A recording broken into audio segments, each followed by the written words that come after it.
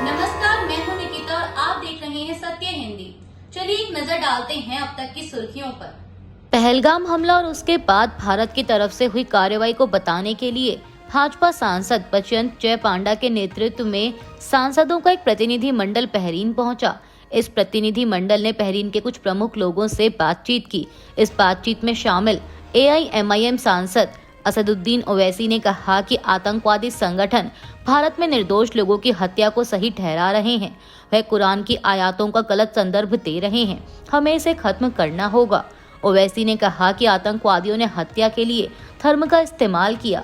इस्लाम आतंकवाद की निंदा करता है और कुरान ने स्पष्ट रूप से लिखा है कि निर्दोष की हत्या पूरी मानवता की हत्या के बराबर है।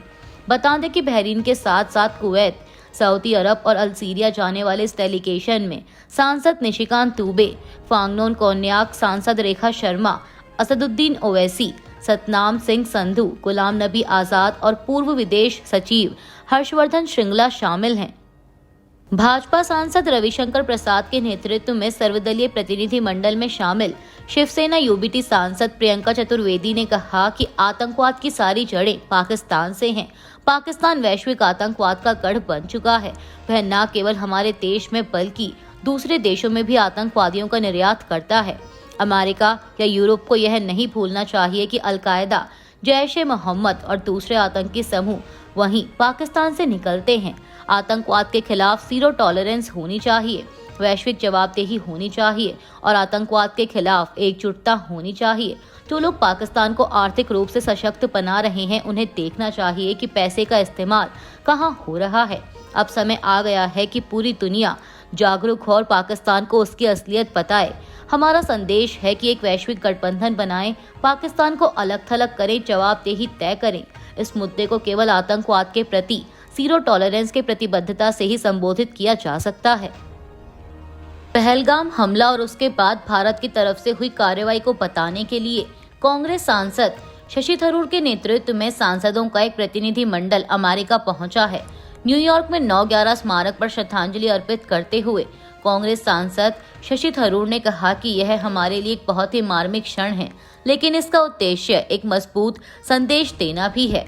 उन्होंने कहा कि यह एक ऐसा शहर है जहां आतंकियों के क्रूर हमले के निशान हैं और हमने अपने देश में एक आतंकी हमला हाल ही में झेला है। उन्होंने कहा कि हम यहाँ यह याद दिलाने आए हैं कि यह एक साझा और वैश्विक समस्या है। हमें इससे एकजुट होकर लड़ना होगा। हम पीड़ितों के साथ हैं, जिसमें भारतीय भी शामिल हैं। थरूर ने पहलगाम हमले को लेकर कहा कि इस हमले के 1 घंटे के भीतर ही एक समूह TRF ने घटना की जिम्मेदारी ली थी। उसे एक आतंकवादी समूह के रूप में जाना जाता है।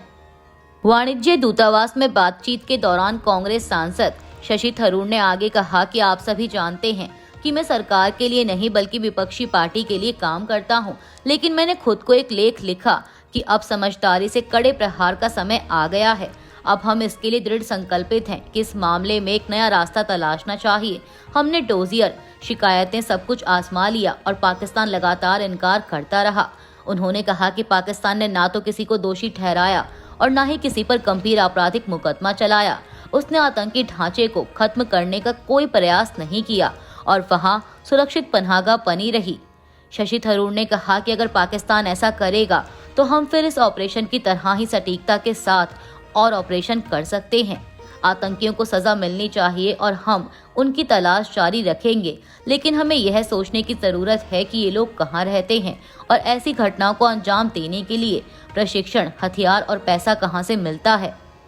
पाकिस्तान की शहबाज सरकार अपना रक्षा बजट बढ़ाने जा रही है। पाकिस्तान की सरकार में योजना मंत्री एहसान इकबाल ने पाकिस्तान का डिफेंस बजट बढ़ाने का ऐलान करते हुए कहा कि हमारा पड़ोसी बहुत खतरनाक है। मीडिया रिपोर्ट्स के मुताबिक पाक मंत्री ने कहा कि पिछले अनुभवों की बात करें तो पुलवामा हमले और बालाकोट एयर स्ट्राइक जैसी घटनाएं दोनों देशों के बीच सैन्य तनाव का सबूत रही हैं। इकबाल ने आगे कहा कि यह साबित हो चुका है कि हमारा एक खतरनाक पड़ोसी है जिसने रात में हम पर हमला किया। इस वजह से उन्होंने देश के रक्षा बजट में बढ़ोतरी करने का फैसला लिया है। बजट में रक्षा खर्च बढ़ाने की योजना केवल सैन्य दृष्टिकोण से नहीं बल्कि राजनीतिक और सामाजिक स्थिरता के लिए भी अहम है। योजना मंत्री इकबाल ने आगे कहा कि हमारा राष्ट्रीय कर्तव्य है कि हम सशस्त्र बलों को उनकी क्षमता बढ़ाने के लिए जो कुछ भी चाहिए वह प्रदान करें। भारत के निर्वाचन आयोग ने रविवार को 4 राज्यों की 5 विधानसभा सीटों पर उपचुनाव की घोषणा की है। आयोग द्वारा जारी प्रेस विज्ञप्ति के अनुसार गुजरात की कड़ी और विसावदर, केरल की नीलंबूर विधानसभा, पंजाब की लुधियाना पश्चिम और पश्चिम बंगाल के कालीगंज विधानसभा सीट में चुनाव कराया जाएगा। निर्वाचन आयोग ने बताया कि 26 मई को चुनाव की अधिसूचना जारी कर दी जाएगी और इसके साथ ही चुनावी प्रक्रिया शुरू हो जाएगी। चुनाव में नामांकन की अंतिम तारीख 2 जून तय की गई है। इसके बाद 3 जून को नामांकन पत्रों की छंटनी की जाएगी और 5 जून तक नामांकन वापस लिया जा सकेगा। आयोग ने बताया कि 19 जून को वोट डाले जाएंगे और 23 जून को वोटों की गिनती होगी।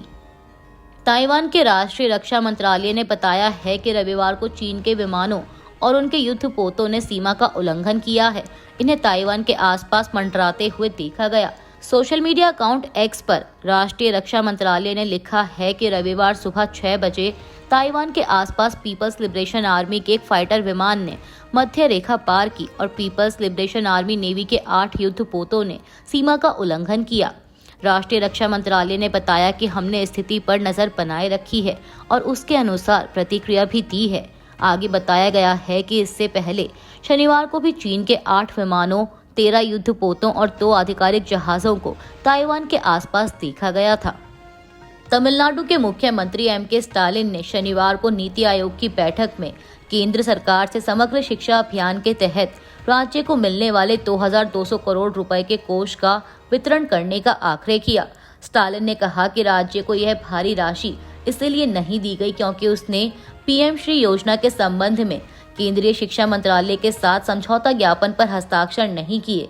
इसके साथ ही उन्होंने केंद्रीय करों में राज्य की हिस्सेदारी बढ़ाकर 50% करने की जोरदार वकालत की और राज्य में समर्पित शहरी परिवर्तन मिशन की आवश्यकता पर जोर दिया। असम के मुख्यमंत्री हेमंत बिस्वा शर्मा ने शनिवार को आरोप लगाया कि अफसरों के बावजूद जवाहरलाल नेहरू चटगांव को भारत में शामिल करने में विफल रहे और इंदिरा गांधी पूर्वोत्तर के लिए एक व्यापक और अधिक सुरक्षित भौगोलिक गलियारे पर बातचीत करने में असमर्थ थी। नीति आयोग की 10वीं गवर्निंग काउंसिल की बैठक में बोलते हुए उन्होंने कहा कि आजादी से पहले असम समृद्धि की भूमि थी और प्रति व्यक्ति आय राष्ट्रीय औसत से अधिक थी। उन्होंने कहा कि असम का वैश्विक अर्थव्यवस्था के साथ मजबूत संपर्क था।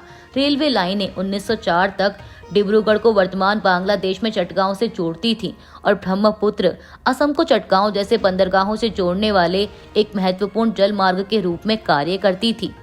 यूक्रेन में कई जगहों पर किए गए रूस के हवाई हमले में कम से कम 13 लोगों की मौत हो गई और 56 लोग घायल हुए हैं। ये जानकारी यूक्रेन के अधिकारियों ने दी। यूक्रेनी वायुसेना ने बताया कि रूस ने 250 ड्रोन और 14 बैलिस्टिक मिसाइल देश की राजधानी कीव में दागी हैं। रूस के इस हमले के कारण कई रिहायशी इमारतों में भी आग लग गई है। वायुसेना ने कहा कि उसने 6 मिसाइलें और 245 ड्रोन मार गिराए। रूस के हवाई हमले के कारण कीव में 14 लोग घायल हुए। हमले को लेकर यूक्रेन के राष्ट्रपति व्लादिमीर जेलेंस्की ने सोशल मीडिया प्लेटफॉर्म एक्स पर लिखा कि हर ऐसे हमले के साथ दुनिया को और अधिक यकीन होता जा रहा है कि युद्ध को लंबा खींचने की वजह मॉस्को है। अभी के लिए बस इतना ही। बाकी की खबरों के लिए बने रहिए सत्य हिंदी के साथ। Copyright disclaimer under Section 107 of the Copyright Act 1976. Allowance is made for fair use for purposes such as criticism, comment, news reporting, scholarship, and research. Fair use is a use permitted by copyright statute that might otherwise be infringing.